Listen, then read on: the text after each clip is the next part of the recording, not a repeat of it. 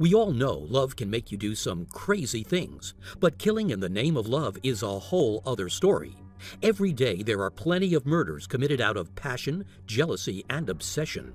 It's truly hard for the average person to wrap their brains around murdering anyone. Here are the 5 worst killings committed in the name of love. Number 1. In March 2007, McLean committed a murder out of love in an effort to save his marriage.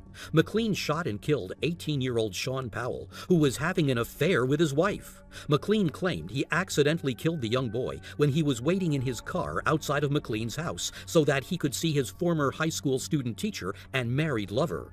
McLean felt that Powell was stalking his wife, and when he refused to leave his property, McLean threatened him with a rifle by pointing it at him inside the car. Then Powell grabbed the barrel of the gun and McLean accidentally shot him. McLean called 911 and admitted to killing Powell. Although prosecutors pinned McLean as a cold-blooded killer, his defense was strong. In 2008, McLean was convicted of reckless homicide with probation, and in 2009, he won a custody battle over his sons. Number 2.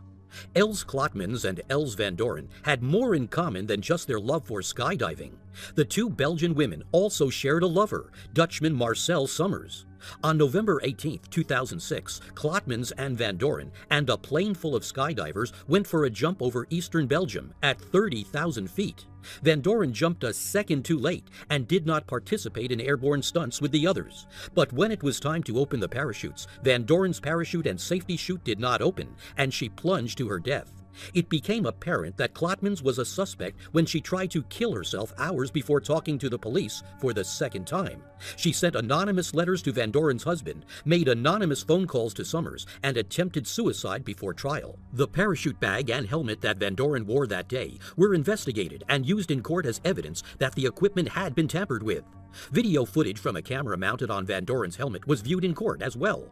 In October 2010, the jury agreed Klotmans killed her out of jealousy and with hopes to have Summers all to herself.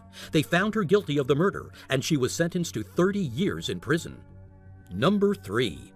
Girls have fought for boys' attention for the longest time, but catfights that turn deadly don't usually happen to teenagers. Florida teens Sarah Ludman and Rachel Wade knew about this all too well. The 2 girls had been fighting over 19-year-old Josh Camacho, who was two-timing them for months. Ludman and Wade had it out for one another, participating in vicious taunts and harassing text messages, voicemails, and Facebook posts that led to the final fight. In April 2009, Ludman received a violent threat from Wade that was left on her voicemail. Wade threatened to murder Sarah in the message. Ludman and her friends got in her father's minivan to go fight Wade, but she wasn't aware that Wade was armed. The 2 girls charged each other, and Wade pulled out a steak knife and began stabbing Ludman, eventually piercing her heart and killing her. Wade's attorney claimed that she brought the steak knife as a means of self-defense, but the jury didn't buy it.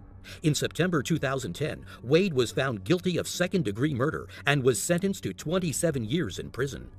Number 4. Things can get deadly when 2 women are fighting over a man. This was the case for Shauna Nelson and Heather Garris, who both were involved with a Fort Collins, Colorado police officer, Ignacio Garris. Ignacio Garris had a 3-year-long affair with Nelson and even fathered a child with her, but broke things off 1 month before the shooting. On January 23, 2007, Heather Garris was brutally shot execution style by someone wearing a mask who yelled, "You ruined my life, get on the ground." Soon after Garris was found dead, police immediately started focusing on the only person who would have a motive to kill her, Nelson. DNA tests, gunshot residue matching the tire tracks, and a number of other compelling evidence linked Nelson with the murder. In 2008, Nelson was found guilty of first-degree murder and was sentenced to life without the possibility of parole.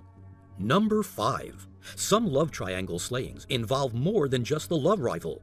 In 2009, Joshua Damon Fulgham and his mistress Amelia Carr kidnapped his wife Heather Strong by strapping her to a chair and suffocating her with a plastic bag. The duo then buried Strong's body in the backyard of Carr's mother's home.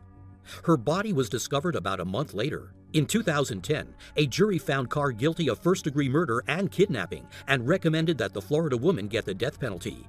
Fulgham is on trial for the same charges and awaits his sentencing.